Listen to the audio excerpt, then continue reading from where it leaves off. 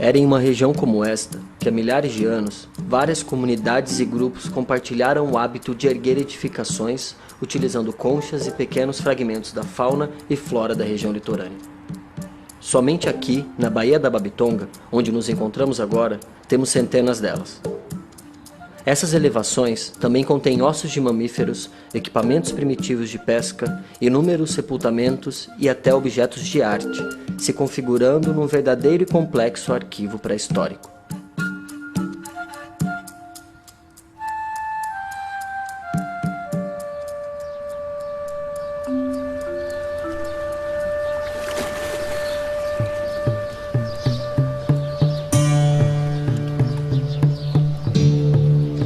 Os sítios sambaquis são formados principalmente por cascas de moluscos. A própria origem tupi da palavra sambaqui significa amontoado de conchas. Essas misteriosas montanhas e montes, algumas com mais de 20 metros de altura, foram erguidas há mais de 6.500 anos. Procuramos o Museu Arqueológico de Sambaqui de Joinville, referência nacional na pesquisa dos sítios sambaquis. A pesquisadora e arqueóloga Beatriz Costa nos acompanhou até o Cubatão 2, o sítio sambaqui já explorado em pesquisas anteriores.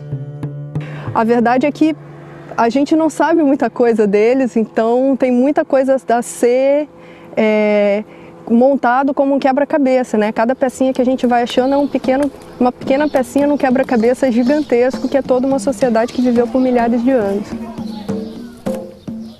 Os indivíduos desse grupo carregavam essas conchas até aqui, elas não estão depositadas aonde caíram. Então tem um processo de edificação do sambaqui, né? Uma intencionalidade em fazer ele ser construído. Não é um resto, era alguma coisa que com certeza tinha um caráter simbólico, afinal você não coloca em cima dos seus antepassados coisas que não têm um certo valor para você. A gente pode ter duas vertentes de pensamento. Uma sociedade que pensa no futuro, ela pensa, um dia o meu monte vai ficar bem grande e talvez tivesse uma espécie de competição, o meu monte vai ficar maior do que o seu. Ou pode ser o oposto, por eles venerarem o passado, eles acumulavam seus antepassados cada vez mais. Então, ao invés de ser uma visão de futuro, é uma visão de passado. Eu tenho muito passado, veja como meu monte é grande, eu estou há muitas gerações nesse mesmo lugar. Isso é um quebra-coquinho. Você pode ver que ele está tanto polido em volta, como aqui tem as marcas do impacto. E essa marca mais escura é muito provavelmente da oleosidade do coquinho. Aqui também, ó, um pedaço de lâmina de machado. Aqui tem um nó. É uma fibra vegetal. É a parte externa de um cipó raspado. Também tem umas que parecem uma cestaria, né? Que elas têm uma trama, uma urdidura mesmo, bem mais detalhada. Isso é lindo demais, gente. Isso tem milhares de anos. Essa situação desse material ficar preservado é muito raro mesmo. Ela só ficou preservada porque ela está sempre úmida. Essa implantação ambiental específica na beira da água, que mantém o material encharcado até hoje e que preserva esse material num microambiente muito específico, é extremamente raro de se encontrar.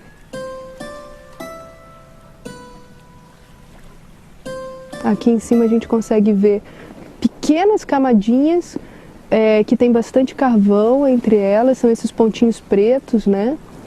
Aí aqui embaixo a gente tem umas com menos carvão, mas ainda assim aparecem algumas lentes com mais carvão. Mas a gente pode ver que daqui para cá tem uma diferença, que é a diferença da quantidade de conchas. Então assim a gente consegue entender um pouco da estratigrafia e dessa sobreposição que ela é lenticular, né? Não era em grandes quantidades, em grandes pacotes que eram depositados, eram pequenas camadas. É bem comum se encontrar os buracos de estacas e umas superfícies de argila, que durante muito tempo foram associadas diretamente a fundos de cabana e habitação. Mas aqui nesse sítio a gente encontra as estacas associadas a uma base do sítio, não exatamente a uma cabana. A gente tem aqui uma chave bem interessante para entender o início da construção do sambaqui, como se tinha uma preparação do terreno antes ou não, qual é a relação dessas estacas com a construção efetiva do sambaqui.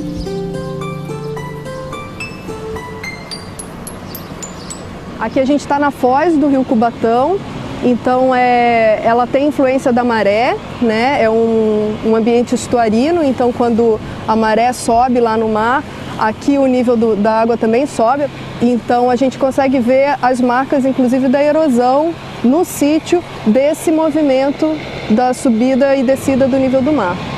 Eu acho que em mais 20 ou 30 anos não teria mais nada do sítio, ele teria sido completamente erodido. Conhecer o passado humano é bem interessante, porque a gente consegue entender que outras sociedades são possíveis, outras formas de viver e conviver são possíveis. E muitas coisas a gente ainda não sabe. Essas respostas, pelo menos algumas delas, estão no passado e só podem ser atingidas através da arqueologia.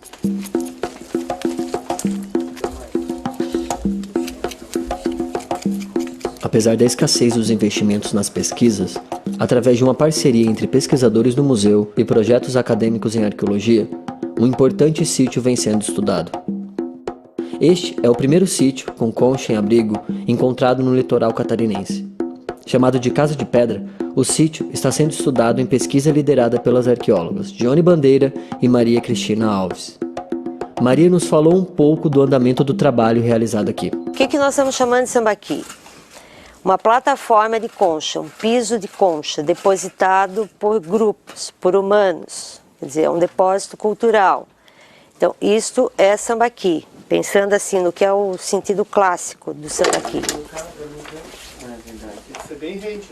Esse local, esse espaço aqui tinha morador, tinha engenho de farinha, aqui ao lado tem um bambuzal, bem típico de casa de ocupação histórica. E eles, quem eu conheci, que me trouxe aqui, e antigo morador que eu cheguei a entrevistar, tratavam isso aqui como Casa de Pedra. Então, quando eu vim a primeira vez, já vi, foi em 2002, que eu vim e aí registrei. 13 anos depois que a gente pôde escavar. Em Santa Catarina, a gente não conhece outra ocorrência dessa, de sítio de concha em abrigo.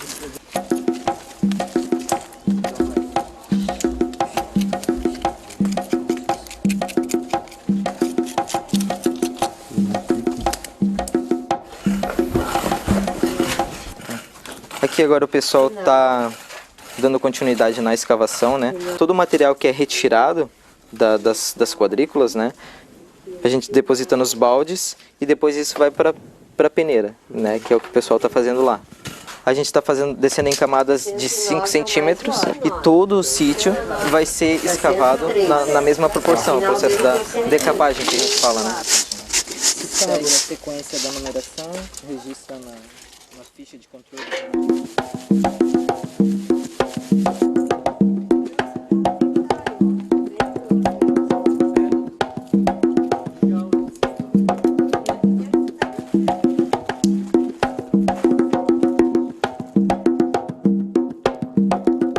Esta região é uma das mais importantes do Brasil e talvez do mundo em relação à presença de sambaquis.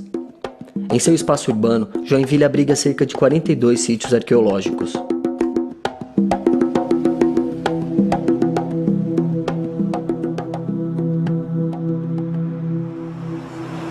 Vários sambaquis foram usados para construir a cidade de Joinville, principalmente o calçamento, né? Alguns, muito possivelmente, foram completamente destruídos e a gente não tem mais notícia nenhuma. Daqui do topo do Morro do Ouro é bem interessante que a gente consegue enxergar toda a paisagem. A gente consegue ver desde a Baía da Babitonga, que fica lá a leste, passa por toda a planície e lá no oeste a gente consegue ver já as serras e as montanhas. Então é bem possível que, uma vez que o morro tenha alcançado essa altura, fosse um bom ponto para contação de história, para referência em relação à paisagem. Que tipo de energia, que tipo de intenção faz as pessoas carregarem coisas morro acima e depositar junto com os seus mortos, né? É uma coisa que eu não sei exatamente responder, mas é o que a gente tenta compreender. A grande particularidade do Morro do Ouro é realmente ter sido escavado muitas vezes. E isso se deu pela implantação dele numa área que hoje é central no município de Joinville. Então é um sítio muito conhecido, a gente sabe bastante coisa dele, conseguiu recuperar bastante material. A função do museu ela é principalmente preservar. Então, para preservar, a gente precisa conhecer e contar a história, né, para que as pessoas se apropriem também do patrimônio arqueológico. O museu foca principalmente nessa parte de conservar o material já localizado, já resgatado, até a exposição final ao público, né, até o oferecimento desse material ao público. Está aqui representado, de um modo geral, todas as categorias que ocorrem no sambaqui. Primeiro a gente tem os famosos quebra-coquinhos. Esse é um peso de submersão. E aí a gente tem os famosos e populares machados, que têm diversos tamanhos e diversas formas, uns mais acabados, no sentido de serem completamente polidos, outros menos, que o polimento se restringe ao gume, como é o caso daqui, né? Dá para ver que só essa parte está polida. Essa parte ainda é superfície original, com alguns lascados aqui. E é bem interessante pensar que essas são só as lâminas, né? Um instrumento completo a gente não tem, porque o cabo possivelmente era de madeira ou de osso e se deteriorou. A gente encontra sepultamentos consideravelmente inteiros, por causa do pH do solo, que fica alterado pela presença das conchas. Outros tipos de artefato que ocorrem são adornos de vários tipos. É possível que eles fossem pendurados, ou é possível que eles fossem usados para furar, né? Perfurar, talvez a pele, ou eles poderiam ser usados em associação com corante para fazer marcas, né? Tudo que a gente faz na vida, toda a relação do homem com a natureza é marcada pela estética. O que a gente considera feio, bonito, ou certo e errado, sempre vai estar expresso em qualquer coisa. Então, você achar mais bonito, ou muito importante, você ter um machado todo polido, exprime um mundo simbólico seu. Agora, você achar que é mais importante um machado funcional, exprime um outro mundo simbólico seu. Não é que um seja mais correto ou melhor do que o outro, mas são mundos simbólicos diferentes. Vou esclarecer que sambaqui existem em várias regiões do mundo, né? Mas os brasileiros, eles têm algumas peculiaridades, como o tamanho e assim como a confecção de algumas peças arqueológicas. No caso, esses zoólitos que são representações de animais, né? Se a gente fazer um inventário dos zoólitos que foram encontrados até hoje, são um pouco mais de 300 peças, né? Dentre essas 300 peças, não chega nem 10% o número de peças que foram encontradas em escavações arqueológicas, o que torna, assim, praticamente impossível tu saber qual era a função dele. Os outros que foram descobertos, eles foram retirados a princípio de sambaquis por admiradores, assim, ou por alguém que sabia onde revendê-los, e dessa maneira que muitos sambaquis foram saqueados ao longo da história, né? No entanto, o pouco que foi encontrado no contexto de sepultamento. Além da particularidade da instalação desse sambaqui em um abrigo, temos a pintura associada a esta ocupação. As figuras encontradas nas rochas da Casa de Pedra ainda não foram analisadas a fundo, mas tudo indica que elas sejam fragmentos de pinturas mais elaboradas. Passou um arqueólogo aqui, veio fazer uma visita, um arqueólogo do Rio, e que trabalha com pintura, já trabalhou com pintura, e ele confirmou. É pintura mesmo, são traços culturais mesmo, de uma intervenção cultural.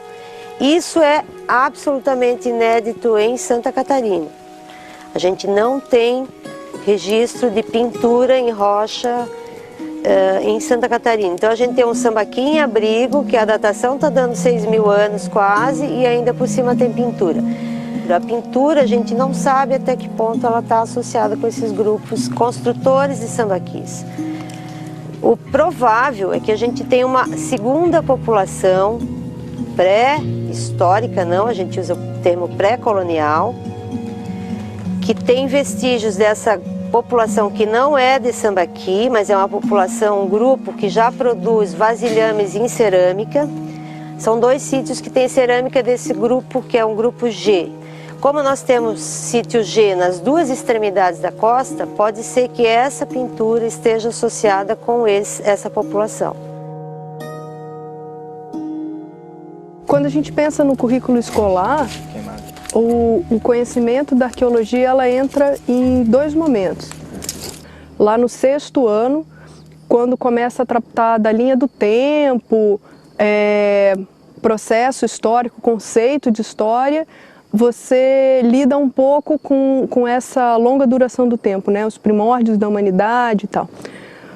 Em outro momento, quando você estuda história regional, você tem algumas aulas sobre o que quer que tenha na sua região. De qualquer forma, a forma como é abordado nas escolas é sempre tentando mostrar uma história pronta. O homem entrou na América a partir do Estreito de Bering, no ano tal, e a partir de então se deu o povoamento das Américas. Só que esse é um dado que a gente ainda não tem, a gente ainda não sabe exatamente como o homem chegou nas Américas.